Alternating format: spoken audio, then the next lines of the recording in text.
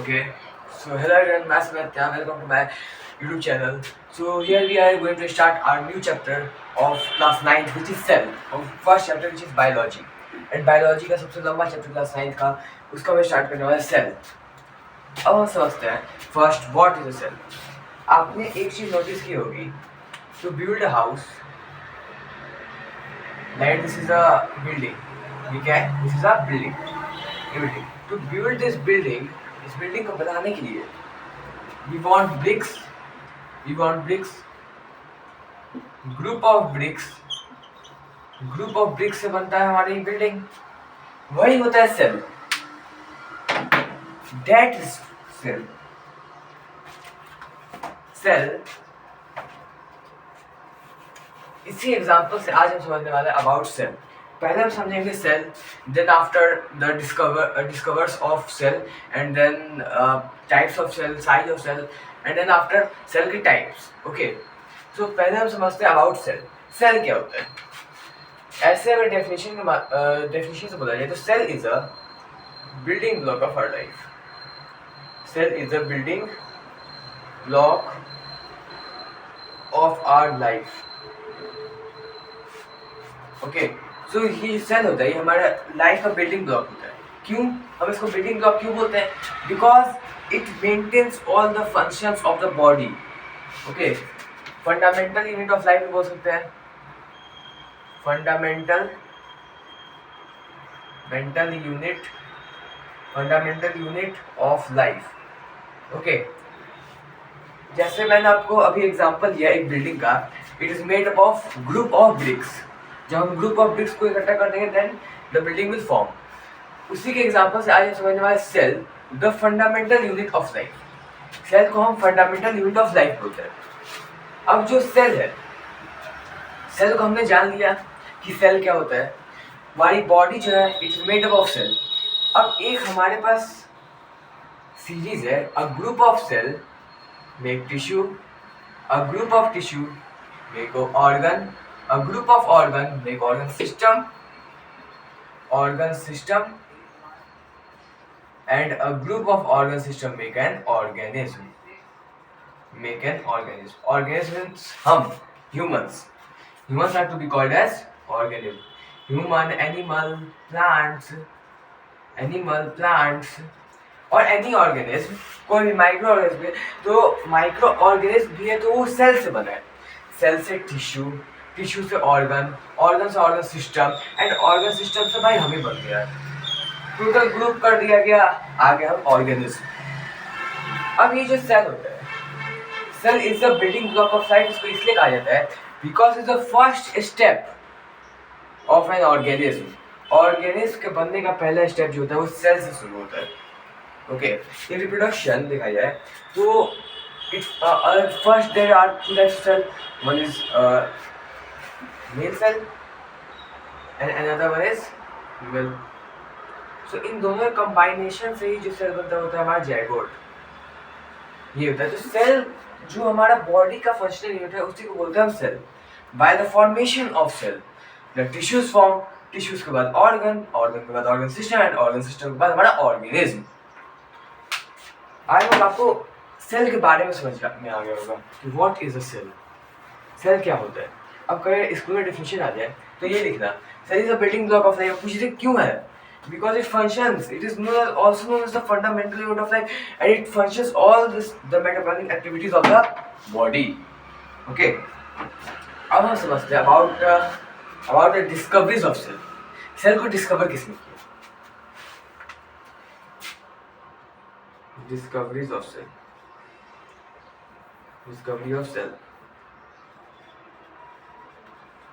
Discovery of cell. अब cell जो है it is first discovered by Robert hook.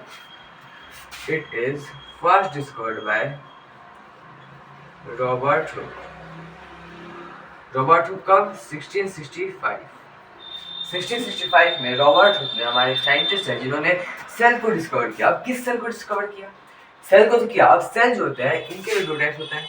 एक होता है हमारा डेड सेल और एक होता है हमारा लिविंग सेल. इसका मतलब कि non living element, living element. Okay, अब रॉबर्ट बाबा जी ने हमारे डिस्कवर किया डेड सेल को। किस सेल को? Dead cell. This is the most important MCQ में डायरेक्ट क्वेश्चन पूछा था, या फिर पूछ दिया किसने डेड सेल को डिस्कवर किया, या पूछ देगा कि रॉबर्ट हुक ने क्या डिस्कवर किया, या पूछ देगा कि डेड सेल को डिस्कवर किया रॉबर्ट हुक ने ही किया, लेकिन कब किया। और अगर हमारे पास सब्जेक्टिव टाइप में आता है तो सब्जेक्टिव टाइप में ये पूछता है कि डिस्कवरी कैसे हुई। तो इन्होंने क्या किया है, जो एक ट्री होता है ना, ट्री के जो ब्रांचेस होते हैं उनको निकाला, अब उन ब्रांचेस में से ऊपर वाला जो पार्ट होता है उसको काट दिया, and then through his microscope, इनका अपना खुद का माइक्रोस्कोप इन्होंने बनाया। बोल सकते हैं simple microscope, we can say that compound microscope. Okay, अब इन्होंने उस माइक्रोस्कोप से उसको ऊपर वाले पार्ट, ब्रांचेस के ऊपर वाले पार्ट को काटा। काटने के बाद अब माइक्रोस्कोप से देख रहे हैं तो उनको बॉक्सेस लाइक स्ट्रक्चर दिखाई दे रहे हैं। बॉक्स लाइक स्ट्रक्चर, कैसे स्ट्रक्चर? बॉक्स लाइक स्ट्रक्चर उनको दिखाई दे रहे हैं। किसमें? ब्रांचेस ऑफ ट्रीज के बार्क को काटा तो उसमें उन्होंने अपने माइक्रोस्कोप से देखा, then he show the box like structure. अब उन्हीं बॉक्स लाइक स्ट्रक्चर को उन्होंने क्या नाम दे दिया? सेल नाम दे दिया। इन्हीं बॉक्स लाइक स्ट्रक्चर को उन्होंने क्या नाम दे दिया? सेल नाम दे दिया। अब यही जो सेल उन्होंने बनाया that is called dead cell. Box like structure बोलो, कई बुक में लिखा रहता है honey like structure, honeycomb like structure. Okay, and then अब आता है हमारा सेकंड, विच इज जो लिविंग सेल को किसने डिस्कवर किया? एंटोनी बाबा जी ने। किसने? एंटोनी, पूरा नाम है हमारा Antonie van Leeuwenhoek. Antonie van Leeuwenhoek, इन्होंने भाई हमारे जो हमारा लिविंग सेल होता है किसको डिस्कवर किया? लिविंग सेल को। लिविंग सेल कब किया? इन 1674 में किया था, एक बार चेक कर लेते हैं। हाँ, 1674 यस, 1674 में इन्होंने लिविंग सेल को डिस्कवर किया। लिविंग सेल कहाँ से? कौन? तालाब में गए, अपना माइक्रोस्कोप निकाला और ऊपर जो स्ट्रक्चर बने थे उनसे अपने माइक्रोस्कोप से देखा तो वहाँ पे उनको सेल लाइक स्ट्रक्चर दिखाई दिए, उन्हीं को हमने लिविंग सेल बोला, because they are living. Okay, but ये सारे डेड सेल होते हैं, लाइक प्लांट्स, ये सारे भाई डेड सेल टाइप बात है। ओके, अब लिविंग सेल हो गया ह्यूमन बॉडी से जो जिंदा है यार, यही है, कोई मर गया है वो जिंदा है, सेल।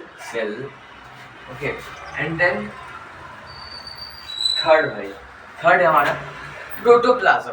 अब भाई सारे साइंटिस्ट सोचे भाई सेल को डिस्कवर करते हैं, सेल के अंदर क्या होता है यार। मैंने भाई ये हमारे पास सेल था, अब भाई एक बाबा जी ने हमारा डिस्कवर कर दिया डेड सेल और एक ने कर दिया लिविंग सेल, और हम बैठे यार, हम क्या करें यार। अब सब सोचने लगे। अब उन्होंने सोचा कि भाई सेल है, अब उसके अंदर तो एक लिक्विड लाइक स्ट्रक्चर होगा, तभी ना उस लिविंग सेल है या डेड सेल है, वही पूरा फंक्शन फॉर्म करता होगा। Same thing. अब हमारे आगे जे पुरकिंज, कौन? जे पुरकिंज है, इन्होंने आई थिंक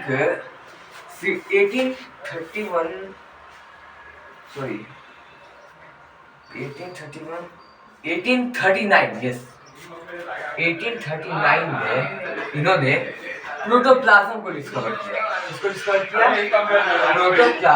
प्रोटोप्लाज्म क्या होता है? It is a living fluid-like structure that the cell consists. Okay.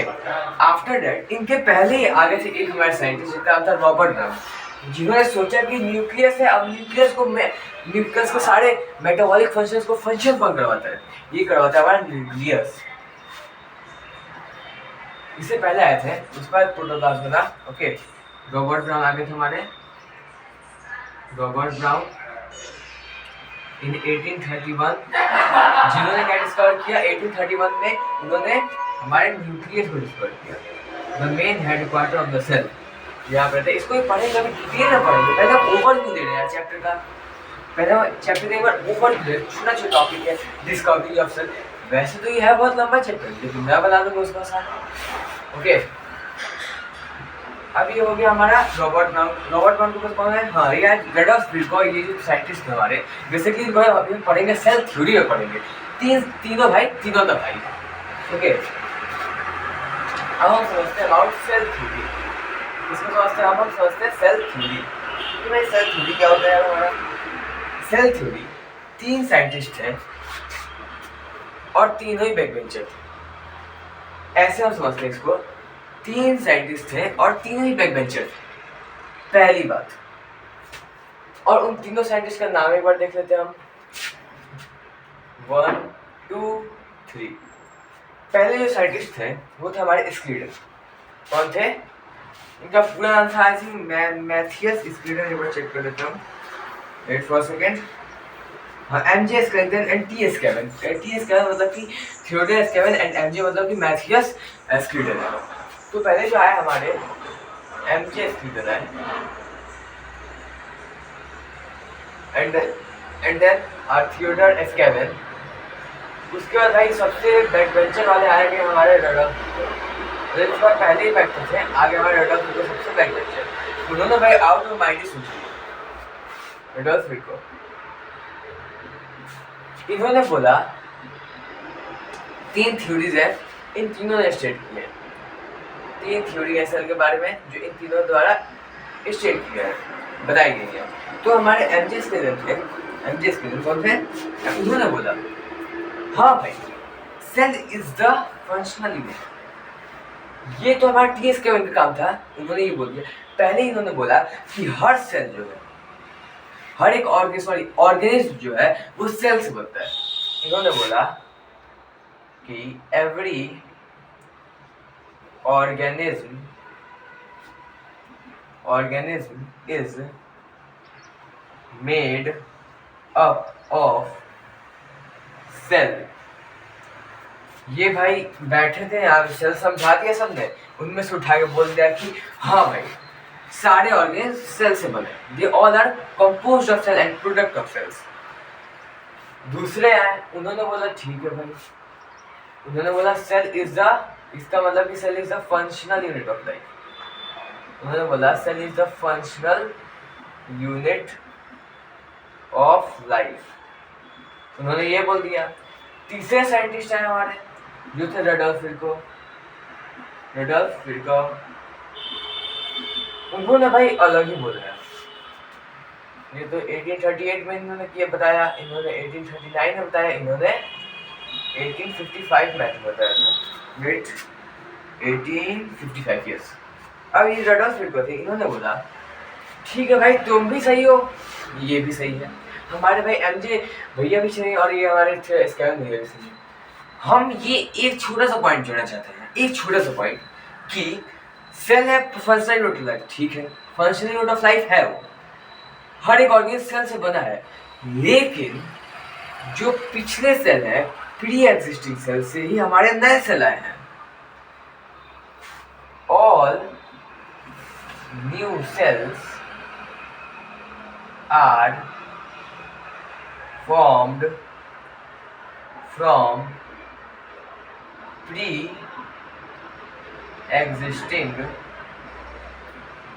all the new cells are formed from pre-existing ones।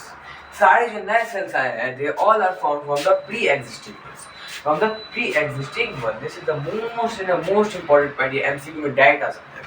okay, and after that ये हो गया भाई, हमने सेल थ्योरी समझ लिया, हमने सेल समझ लिया, डिस्कवरी समझ ली।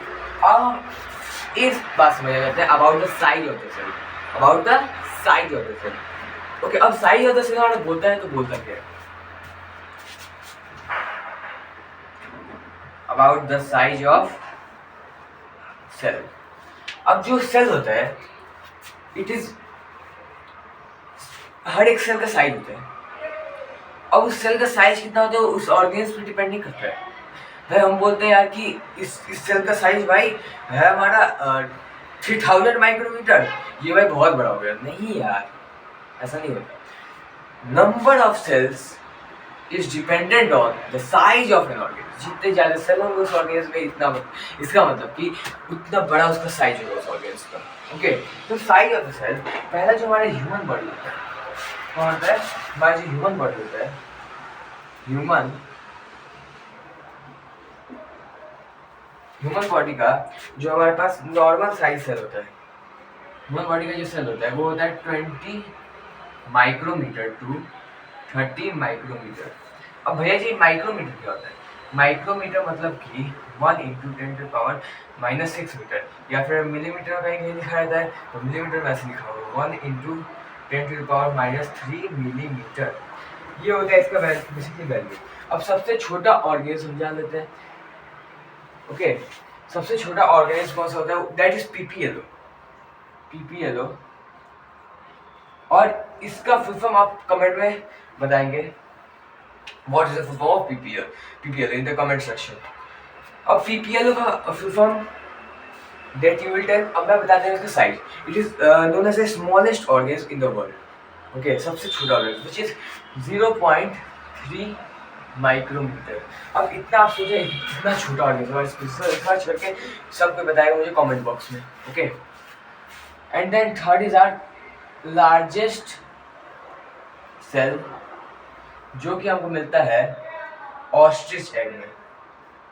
Ostrich egg. एक और क्वेश्चन आपके लिए, एक और क्वेश्चन है।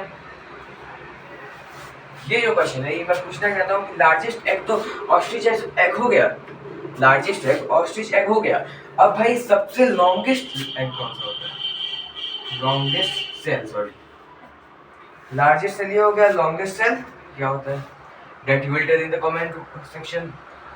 And then fifth one is bacteria हो जाएगा। बैक्टीरिया का देखा जाए तो अगर हमको सब्जेक्ट के बारे में लिख देंगे तो वी विल गॉट, अगर 2 मार्क्स आते हैं तो we will got 2 marks. Okay, 3 to 5 micrometer होता है। ये सारे basically size of the cell होते हैं, और एनसीईआरटी में लिखा हुआ पढ़ लेना भाई, उससे कोई क्वेश्चन आ सकते हैं एग्जाम में। इसको हमने बेसिकली एक ओवरव्यू दे दिया about the size of the cell. अब आपको कमेंट सेक्शन में आपको काम है कि आपको पीपीएल का फुल फॉर्म पता करना है और रिसर्च का और उसको थोड़ा डिस्क्राइब करना है, एंड देन लार्जेस्ट सेल कौन सा होता है उसको भी बताना है कमेंट सेक्शन में। काइंडली नोट फर्स्ट, देन हम we will move to the next which is shape of the cell. Shape of the cell मैं आपको बता देता हूँ। बेसिकली हर एक सेल जो होता है उसके पास एक शेप होता है। लाइटेड, किसी के पास क्यूबोडियल शेप हो गया, किसी के पास लॉन्गेस्ट स्पिंडल लाइक शेप हो गया। अलग अलग सेल है, जो एनसीईआरटी में दिया हुआ है उतना ही पढ़ना है हमको, उतना ही याद करना है। ओके, मैं बता देता हूँ। Elongated and branch cell distorted saucer जो आरबीसी के पास होता है, and then I think yes, हाँ, नर्व सेल के पास एलोंगेटेड सेल होता है, एंड देन स्फेरिकल सेल जो होता है, स्फेरिकल शेप जो होता है वो एलोंगेटेड, सॉरी, एग के पास होता है। स्लीपर शेड पैरामोशियम के पास होता है। गायनोड, सॉरी, जर्म्स ऑफ गोनाड्स ये हमारा होता है, I think so, germs, sorry, germ cells के पास होता है क्यूबोडियल। ओके, ये सारे हमारे शेप ऑफ सेल है, और ऑर्गेनिज्म भी हो जाते हैं, उसको एक समझते हैं। First kindly note this and then we will move to the next topic.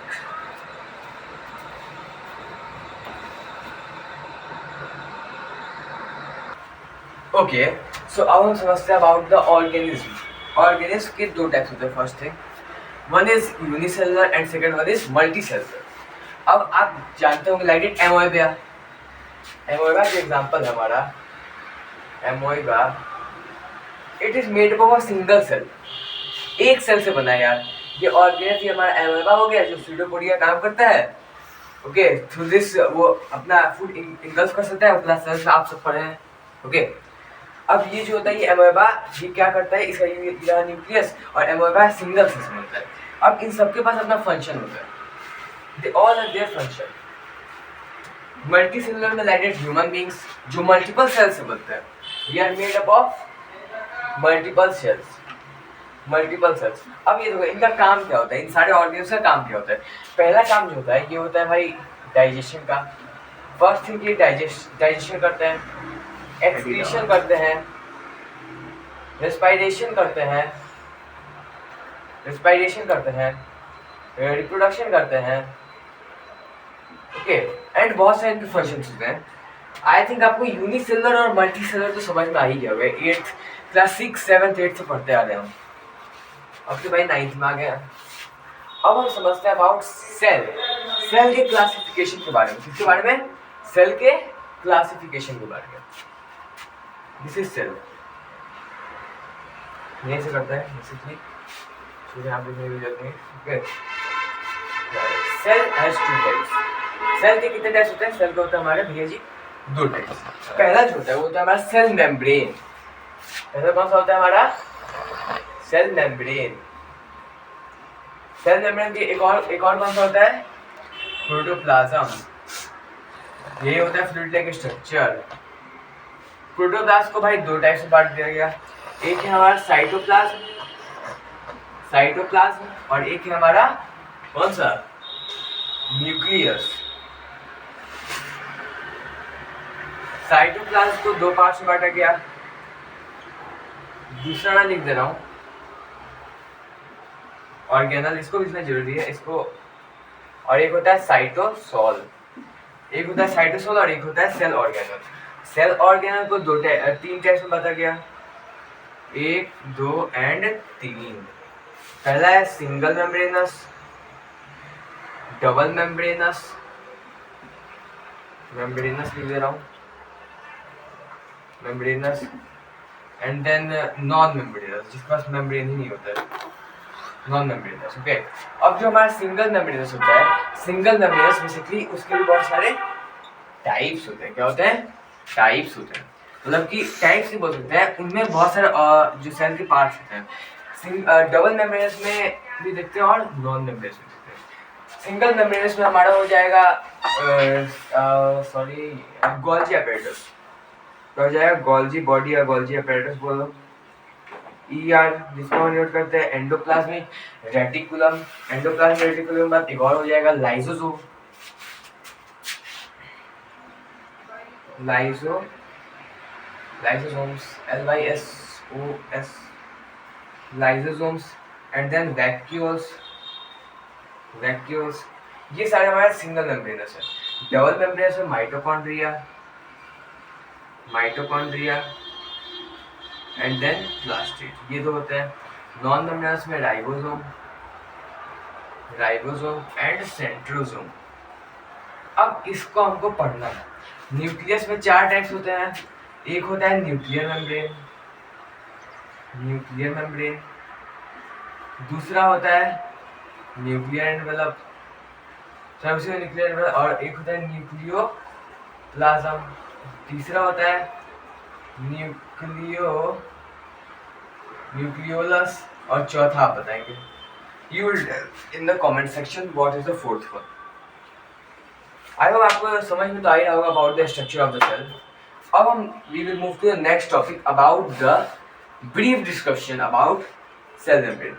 पहले पार्ट में हम समझेंगे अपने सेल मेम्ब्रेन के बारे में, and then in the next part, in the second part, we will understand about the protoplast types, means cytoplasm and cell wall के बारे में समझेंगे, न्यूक्लियस के बारे में समझेंगे, cell organelle, single membranous, double membranous, non membranous. इसको तो भाई हम तीसरे पार्ट में समझेंगे, या फिर पहले पार्ट में सिंगल मेम्ब्रेनस को समझ लेंगे, दूसरे पार्ट में माइटोकॉन्ड्रिया एंड प्लास्टिड, और उसके बाद में और उसका प्रोकैरियोट एंड यूकैरियोट, ये बहुत सारे हैं।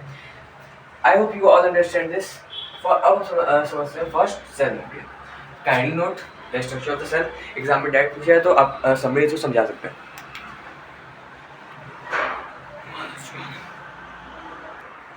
ओके, सो अब हम चलते हैं अबाउट द सेल मेम्ब्रेन को समझते हैं। सेल मेम्ब्रेन बोलो या प्लाज्मा मेम्ब्रेन बोला, प्लाज्मा मेम्ब्रेन भी इसको बोल सकते हैं, और एक प्लाज्मा लेमेला भी होता है जो ज़्यादा पूछा जाता है, बट जानना चाहिए यार, knowledge is not a bad thing. Okay, membrane किसको समझते हो? प्लाज्मा मेम्ब्रेन और सेल मेम्ब्रेन दोनों एक ही नाम है। सो plasma membrane is a flexible structure. Plasma membrane क्या होता है?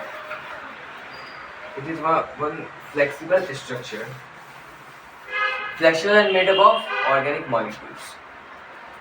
ये फ्लेक्सिबल होता है, फ्लेक्सिबल प्लस, इसको हम बोल देते हैं भाई जेड प्लस सिक्योरिटी, ऐसे याद रखा जाएगा। और सेल वॉल को तुम्हें जेड प्लस प्लस सिक्योरिटी से याद रखा जाए, जल्दी याद होगा। पूछे भाई क्या होता है? भाई प्लाज्मा में सर ने बताया था यार, भैया ने बताया था, भैया बोले यार, भैया ने बताया था कि यार प्लाज्मा में जो होता है वो जेड प्लस सिक्योरिटी होता है। अब जेड प्लस के बारे में भैया जी ने क्या लिखवाया था? फ्लेक्सिबल मेम्ब्रेन होता है, प्लस बनता है ऑर्गेनिक मॉलिक्यूल से, जैसे कि ऑर्गेनिक मॉलिक्यूल लिखो या फिर नहीं लिख दो यार, कि वो बनता है हमारा प्रोटीन से, प्रोटीन प्लस लिपिड्स, लिपिड्स इसको बोल सकते हैं भाई फॉस्फोलिपिड्स, फॉस्फोलिपिड। ओके, ये सारे बेसिकली हमारे जो सेल मेम्ब्रेन होता है ये इससे बनता है। अब सेल मेम्ब्रेन को एक्सप्लेन किसने किया था? Explain by Singer and Nicolson. इन दो लोगों ने सेल मेम्ब्रेन को एक्सप्लेन किया था। Explain about cell membrane in 1940 में इन्होंने एक्सप्लेन किया था। अब सेल मेम्ब्रेन इससे बनता है। अब सेल मेम्ब्रेन जो होता है इसका काम जो होता है सेल को शेप देना होता है और सेल के जो अंदर कंपोनेंट्स होते हैं उनको प्रोटेक्ट करना होता है। प्रॉपर्टीज का देख लेते हैं। Properties first, shape of cell, shape देता है सेल को, प्रोटेक्ट्स ऑल द कंपोनेंट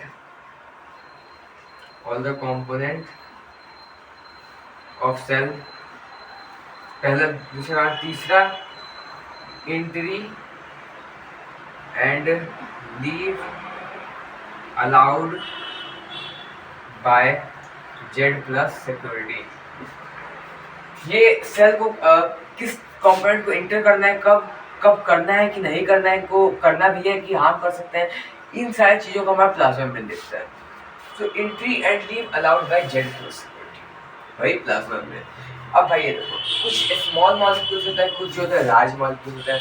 अब देखा जाए तो जो हमारा प्लांट होता है, सॉरी जो बॉडी होता है, हमारा ऑर्गेनिज्म होता है, उनके पास कुछ जो land oxygen and carbon dioxide they want in high quantity, so इसमें इजीली पास है। प्लाज्मा मेम्ब्रेन में this is a cell, just take it as animal cell only, animal cell. Okay, this is a plasma membrane.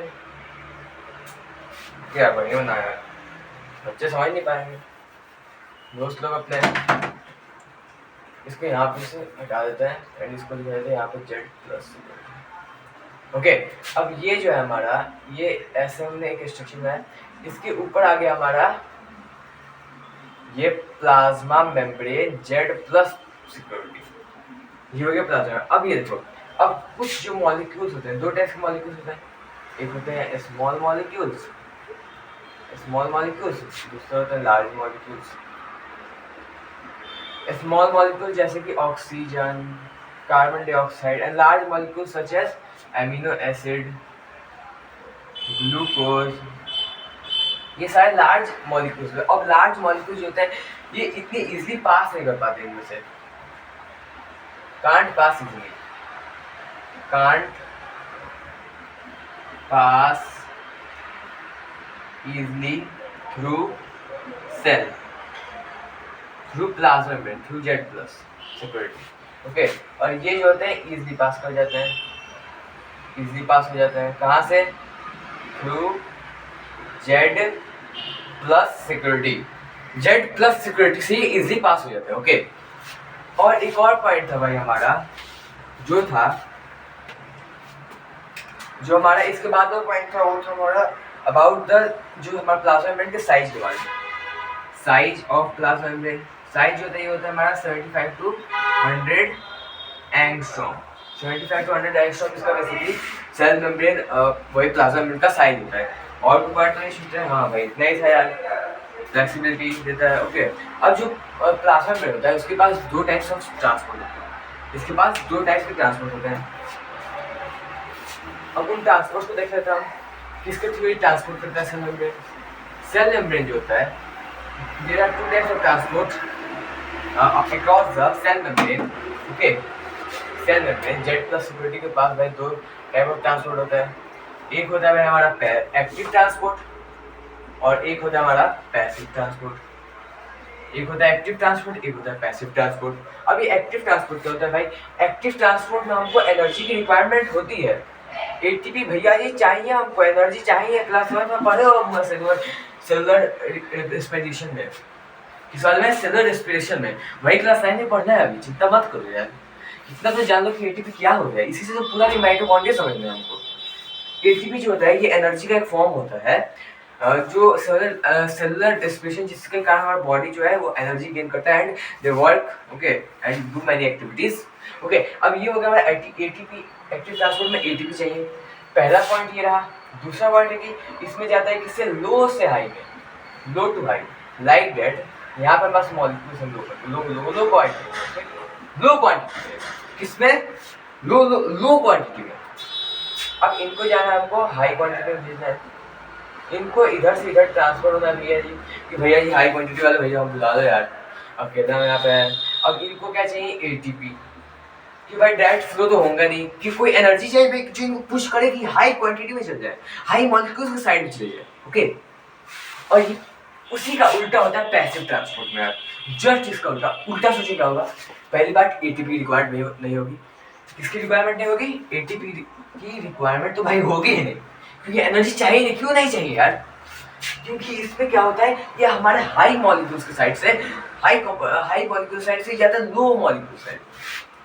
High to किसमें जाता है, high to low, high concentration to low concentration, like that this is high and इसको जाए लो। अब भाई इसमें ATP की तो रिक्वायर्ड भैया जी है ही नहीं, इसमें तो थी, इसमें है ही नहीं। यही है हमारा पैसिव ट्रांसपोर्ट। अब पैसिव ट्रांसपोर्ट के दो टाइप होते हैं। कितने टाइप होते हैं, एक दो। कितने होते हैं, एक दो टाइप होते हैं हमारे किसके, पैसिव और ट्रांसपोर्ट। एक बार और, पैसिव ट्रांसपोर्ट एटीपी करनी चाहिए और हाई टू लो चाहिए। और कितने टाइप होते हैं, एक दो टाइप्स होते हैं इसके। कौन कौन से होते हैं आप ये भी देख लेते हैं यार। एक होता है हमारा डिफ्यूजन और एक होता है हमारा ऑस्मोसिस। एक होता है डिफ्यूजन और एक होता है ऑस्मोसिस। अब भैया जी डिफ्यूजन क्या होता है, चलो बताओ। डिफ्यूजन वही होता है पैसिव ट्रांसपोर्ट यार। अब इसमें भी हाई टू लो जाएगा और ऑस्मोसिस में भी हाई टू लो ही जाएगा। अब अंतर क्या होता है, जो डिफ्यूजन होता है इसमें तीनों मीडियम में जाता है। तीन मीडियम होता है ना, पढ़े हो ना, मैटर के तीन पार्ट्स होता है ना, सॉलिड, लिक्विड, गैस। कितने होते हैं, सॉलिड, लिक्विड, गैस। कितने, सॉरी चार निकाले, सॉलिड, लिक्विड, गैस। तीन टेस्ट होते हैं इसके। अब इन तीनों के थ्रू जाता है, सॉलिड से भी जाता है, ये होता है क्रॉस, ये ट्रांसपोर्टेशन होता है, लिक्विड के साइड से भी होता है एंड गैसियस मैटर के साइड से भी होता है यार। ये होता है हमारा डिफ्यूजन। लाइक दैट, अगर हम परफ्यूम मारूं तो आपने नोटिस किया होगा, यहाँ मारूं तो जाता है, यहाँ पे स्मेल वहां तक जाता है, मतलब कि इससे दूरी से जाता है। क्यों, क्योंकि ये डिफ्यूज हो जाता है हमारे एयर में। Okay, and it contact to there, कहीं भी, ओके, फ्रॉम फार अवे। बस ऑस्मोसिस में से नहीं होता है। पहली बात, इसमें तो इन तीनों में हो जाता है। परफ्यूम का एग्जांपल भी ले लिया भैया जी। और इसमें सेमी परमिएबल मेम्ब्रेन होता है, ये आप खुद बताते हैं। सेमी परमिएबल मेम्ब्रेन नहीं होता है इसमें, सेमी परमिएबल मेम्ब्रेन नहीं होता है, इनको नहीं जरूरत है सेमी परमिएबल मेम्ब्रेन की। लेकिन ऑस्मोसिस में वही सेमी परमिएबल मेम्ब्रेन होता है भैया। सेमी परमिएबल मेम्ब्रेन ऑस्मोसिस में होता है, हाई टू लो जाता है। और किस में जाता है, केवल ये जाता है केवल लिक्विड में, ओनली लिक्विड्स ओनली। अब भाई ऑस्मोसिस जो होता है इसके भी दो टाइप्स होते हैं। अभी छोटे नहीं हो भैया जी, अभी तो हमने डिफ्यूजन पढ़ लिया, ऑस्मोसिस पढ़ लिया। ऑस्मोसिस के दो टाइप्स होते हैं, एंडोऑस्मोसिस, एक्सोऑस्मोसिस। अब एंडोऑस्मोसिस और एक्सोऑस्मोसिस के कारण भी सॉल्यूशन पढ़ना है हमको। सॉल्यूशन जो प्लाज्मा मेम्ब्रेन के साइड से होता है, प्लाज्मा मेम्ब्रेन उस सॉल्यूशन करवाता है through endosmosis and exosmosis. Passive transport का रोल होता है। ओके, अब हम यहाँ पे समझते हैं अबाउट ऑस्मोसिस। ऑस्मोसिस के हमारे होते हैं दो टाइप्स, एंडोऑस्मोसिस एंड एक्सोऑस्मोसिस। एंडोऑस्मोसिस में जो हमारे सेल होते हैं, like that this is the water, इसमें भी वाटर लेते हैं बीकर। अब इसकी अकेले एक्टिविटी है, समझना और बना लो भैया, सब्जेक्टिव टाइप क्वेश्चन है तो बना लो कोई, इतना मुझे तो पता ही है। अब यहाँ पे देखो एंडोऑस्मोसिस जो होता है, एंडोऑस्मोसिस में बेसिकली क्या होता है, सोच ले, एंडोऑस्मोसिस और एक एक्सोऑस्मोसिस, उल्टा बता रहे हो यार। एंडोऑस्मोसिस, एक्सोऑस्मोसिस, मतलब कि मैं ऐसे एक्टिविटी कर रहा हूँ, एंडोऑस्मोसिस, एक्सोऑस्मोसिस, मतलब कि मेरे बाहर से कोई कंपोनेंट आ रहे हैं, कुछ कंसंट्रेशन हाई है बाहर, वो मेरे अंदर आ रहे हैं। I want to absorb like water high है and I am a cell, I am a cell. Let's take an example. Or then in endosmosis, I swell, and in exosmosis, shrinking बाहर low concentration. यही है हमारा endosmosis और exosmosis. क्योंकि आपको तो पता ही है, जब ये पैसिव ट्रांसपोर्टर टाइप है, एटीपी चाहिए नहीं, हाई टू लो ही जाना है केवल इस भैया को। अब इन ये जो हमारा ऑस्मोसिस के जो दो टाइप्स है, एंडोस्मोसिस भैया और एक्सोस्मोसिस भैया, भैया लगा दिया, आराम से समझ जाएगा यार। ओके, अब यहाँ पे हमारा एंडोस्मोसिस है, लाइटेड में सेल डाल, बाहर था वाटर, क्या था बाहर वाटर, वाटर में हाई क्वांटिटी था, हाई कंसंट्रेशन, सेल में लो। अब ये किस में जाएगा, high to low, high to low जाएगा तो ये क्या हो जाएगा, सेल। स्वेल क्या करेगा, स्वेल क्या करेगा, स्वेल करेगा हमारा सेल, सेल जो होगा वो हमारा स्वेल कर जाएगा। अब स्वेल करेगा, इसी को हम क्या बोलेंगे, एंडोस्मोसिस। मैंने क्या समझाया, ये रहा हमारा बीकर, उसमें हमने डाला पानी, अब उसके अंदर भी हमने सेल रख दिया। सेल जो था उसमें लो कंटेंट ऑफ वाटर था, बाहर जो था हाई कंटेंट था। अब भाई इसमें पैसिव ट्रांसपोर्ट होगा और एंडोस्मोसिस होगा, तो अब इसको हाई टू लो जाना होगा, हाई टू लो जाएगा तो इस सेल जो क्या करेगा, सेल स्वेल करेगा, और इसी प्रोसेस को हम क्या बोलते हैं, एंडोस्मोसिस। यही तो था यार हमारा osmotic entry of the cell. इसका उल्टा होता है एक्सोस्मोसिस। अब ये भाई सेल जो है स्वेल कर गया है, अब इसी सेल को, यार साइज छोटा यहाँ बड़ा है, और वाटर कंटेंट लो है, वाटर कंटेंट क्या लो है, अब वाटर कंटेंट लो है और ये जो है हाई क्वांटिटी में, हाई वाटर कंटेंट है, अब ये हाई टू लो जाएगा। अब यहाँ पे क्या करेगा, श्रिंक करेगा, और वो क्या श्रिंक करेगा, श्रिंक करेगा हमारा सेल। इसी प्रोसेस को हम क्या बोलते हैं, एक्सोस्मोसिस। आई होप आपको एंडोस्मोसिस और एक्सोस्मोसिस समझ में आ गया होगा। अब हम बढ़ते हैं next which is solutions. Solutions तो भाई अब आपने इतना समझ लिया, सॉल्यूशन तो इससे भी सिंपल है यार, सॉल्यूशंस में तो कुछ है ही नहीं, थोड़ा समझना है आपको, एक्टिविटी है थोड़ा। अब एक्टिविटी तो मुझको पता ही है, आप समझ में आता होगा।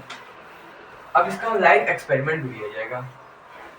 ओके, तो अब हम सॉल्यूशंस को देखते हैं। सॉल्यूशंस बाय प्लाज्मा मेम्ब्रेन और पैसिव ट्रांसपोर्ट। अब तीन टाइप के सॉल्यूशन होता है, 1 2 और 3। एक होता है हाइपोटोनिक, एक होता है आइसोटोनिक, और एक होता है हाइपरटोनिक। ये तीन टाइप्स के सेल होते हैं, सॉरी सॉल्यूशन होते हैं। सॉल्यूशन का मूवमेंट, किसका मूवमेंट होता है, सॉल्यूशंस का मूवमेंट। अब हाइपोटोनिक में क्या होता है भैया जी, हाइपोटोनिक में लाइट दिस बीकर, इसमें भी हमने एक बीकर बना दिया, and here also beaker. Okay, अब ये देखो, इसमें हमने सेल डाला, वाटर कंटेंट ज़्यादा था, वाटर कंटेंट क्या था, बाहर जो वाटर था वो क्या था, हाई था। साइन बनाते हैं तभी तो आपको समझ में भी आएगा। सेल में क्या था, कम था, take it as region, cell ही लेते हैं यार। अब इसमें क्या होगा, अभी इसमें से इसमें जा रहे, इसमें क्या होगा, एंडोस्मोसिस। और एंडोस्मोसिस आपने समझ ही लिया है, तो आई होप आपको समझ में आ ही गया होगा। क्या होगा, सेल जो होगा, सेल क्या करेगा, सेल क्या करेगा, सेल करेगा स्वेल करेगा सेल। और आइसोटोनिक में ना उल्टा होता है ना सीधा होता है, बीच में होता है भाई। वाटर का कंटेंट भी इक्वल होगा हमारे सेल के कंटेंट, और मतलब वाटर हाई है तो ये भी हाई रहेगा, ये लो है सेल का भी कंटेंट वाटर का लो रहेगा। यही बात है ऐसे। ओके, अब हाइपोटोनिक में हाइपोटोनिक होता है, मतलब कि इसमें एक्सोस्मोसिस होता है। अब भाई सेल जो है स्वेल है, और इसमें पानी क्या है, लो क्वांटिटी में। वाटर क्या है, वाटर जो है लो क्वांटिटी में। सेल क्या है, किस क्वांटिटी में, सेल जो है हाई क्वांटिटी में वाटर से, तो ये हाई टू हो जाएगा। इसका मतलब इसमें क्या होगा, एक्सोस्मोसिस। और एक्सोस्मोसिस होता है सेल के साथ, क्या होता है, क्या होता है सेल के साथ, सेल क्या करता है, श्रिंक कर जाता है। यही तो था यार हमारा पूरा प्लाज्मा मेम्ब्रेन का। प्लाज्मा मेम्ब्रेन को हम समझ गया भैया जी। अब एक बार रिकॉल कर लेते हैं कि प्लाज्मा मेम्ब्रेन होता क्या है यार, क्या समझा दिया यार, प्लाज्मा में दिमागी है भैया जी। प्लाज्मा में ये ऑस्मोसिस, पैसिव ट्रांसपोर्ट का ये सॉल्यूशन भाई को समझ में नहीं आया। एक बार रिकॉल कर लेते हैं। अब ये देखो, रिकॉल करने में पहली चीज हमको क्या करना है, प्लाज्मा मेम्ब्रेन को समझना है। किसको, प्लाज्मा मेम्ब्रेन क्या होता है, plasma membrane Z plus security, और अब वो क्या होगा, फ्लेक्सिबल होता है, मॉलिक्यूल्स को इंटर एग्जिट करने के लिए वो अलाउ करता है, पहला पॉइंट। दूसरा सेल शेप देता है सेल को। तीसरा तीसरा क्या, प्रोटेक्ट करता है सेल के कॉम्पोनेंट्स को अंदर वाले। ये तीन प्रॉपर्टीज होते हैं। अब वो जो होता है वो बनता है किसके, लिपिड्स और प्रोटीन्स का। फॉस्फोलिपिड्स बोल दो यार, और कार्बोहाइड्रेट फैट्स, ये तो बहुत छोटी क्वांटिटी होते हैं जो उनको हम कंसिडर नहीं करते हैं। ओके, उसके बाद आते हैं हम उनके टाइप्स पे। दो type, active transport, passive transport. Active transport में एनर्जी चाहिए, पैसिव में नहीं चाहिए। अब पैसिव ट्रांसपोर्ट के कितने टाइप्स, दो टाइप्स। पैसिव ट्रांसपोर्ट के दो टाइप्स, एक हो गया हमारा डिफ्यूजन, एक हो गया ऑस्मोसिस। डिफ्यूजन को समझा दिया। पैसिव ट्रांसपोर्ट भाई हाई से लो जा रहा है, एटीपी चाहिए ही नहीं, इतना समझ लो। अब इसमें ऑस्मोसिस, अब उसमें क्या होता है कि परफ्यूम का एग्जांपल दिया, आपको पता ही है, उसको लिया था सॉलिड लिक्विड गैस में होता है, सेमी परमेबल मेम्ब्रेन नहीं होता है डिफ्यूजन में, इसमें होता है उसका उल्टा, और ये केवल लिक्विड्स में ही होता है यार। अब इसके दो टाइप्स होते हैं, एंडोऑस्मोसिस, एक्सोऑस्मोसिस। एंडोऑस्मोसिस में सेल स्वेल कर जाता है, एक्सोऑस्मोसिस सेल श्रिंक कर जाता है। इसी पर हम सॉल्यूशन सुना है। हाइपोटोनिक में सेल स्वेल कर जाते हैं due to endosmosis, and isotonic में दोनों बराबर आते हैं, कोई मतलब ही नहीं है यार। और हाइपोटोनिक में, हाइपोटोनिक का उल्टा इसकी एक्सोऑस्मोसिस होता है। एंडोऑस्मोसिस का उल्टा मतलब कि एक्सोऑस्मोसिस। इसमें क्या करता है, सेल श्रिंक कर जाता है यार, श्रिंक कर जाता है। अगले क्लास में हम समझेंगे about the cell wall, about and then about cell organelles, nucleus. Okay, so आज के लिए bye bye, let's meet in the next part of part 2। ये लिख देते हैं यहाँ पे, this is part 1। Bye bye, जय हिंद, जय भारत।